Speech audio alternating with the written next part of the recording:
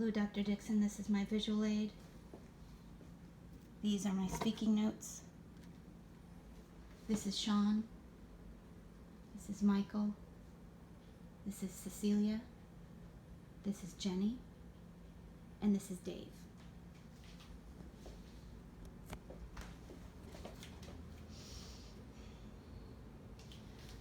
Imagine for a moment that you are a simple farmer and you depend on the land for your survival.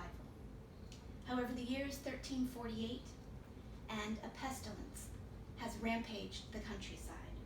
It has engulfed cities, towns, and hamlets.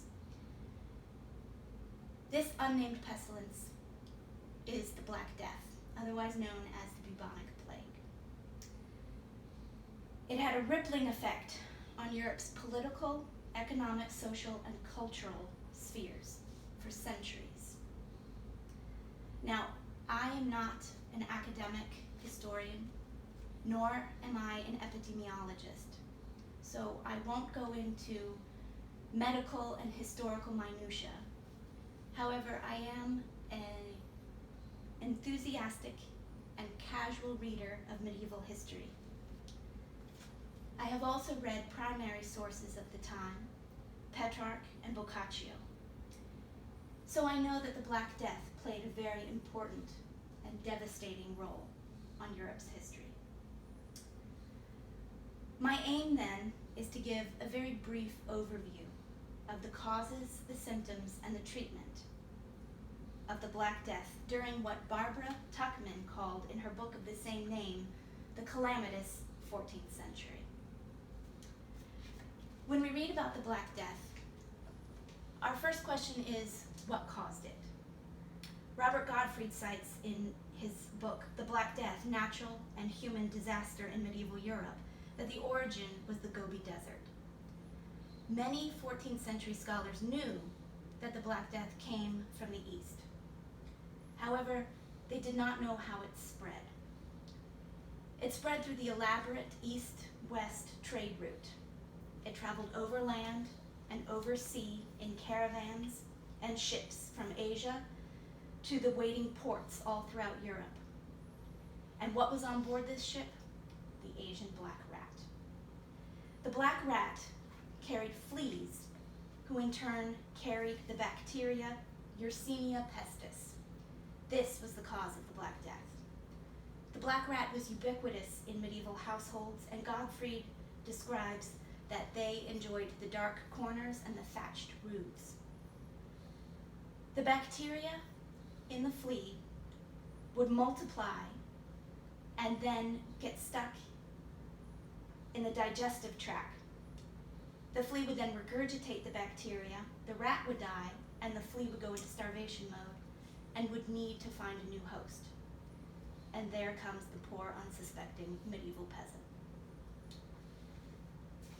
Now that we've talked about the symptoms, we're going to talk about, now that we've talked about the causes, I'm going to cover some of the symptoms.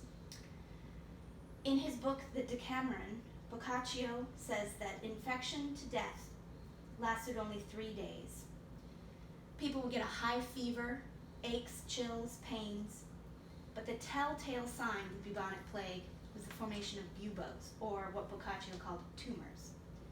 They would form in your neck, your groin, and your armpit. They would start out small and red, then grow purple, and then grow to what Boccaccio described as goose egg size and black. Samuel Cohen, in his book, The Black Death in 6 Central Italian Cities, said that towns, whole towns, simply ceased to exist. Priests were hit the hardest.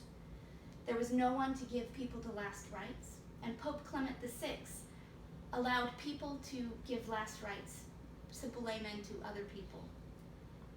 He also allowed women to give confessions. Mary Rubin, in her book, The Hollow Crown, History of Britain, in the late Middle Ages, says that the church gave no reason for this plague. Beliefs were tested, and people questioned religion and the church. This painting here is a fragment of a fresco found in Florence, painted by Andrea Orcagno, and it shows the breakdown of medieval society. We have devils grabbing at people. We have modesty unraveling. Treatment in the Middle Ages was non-existent. Medicine was rudimentary at its best and fatal at its worst. The most common form of treatment was bloodletting. The thought was to let the sickness drain out of the buboes. This most certainly made everyone die. The most useful form of treatment was to escape the cities for fresh air in the countryside, if you were lucky enough to have a house in the countryside. The Black Death wiped out 1/3 of Europe's population. It had a devastating effect on Europe. It left land empty, which led to a shortage of labor, which in turn led to the worth of the poor person rising. However, taxes were increased and harsh strictures were put on the peasants. Many historians believe that this is that it led to the Peasants' Revolt in 1381, and it also led to the Protestant Reformation in the 16th century.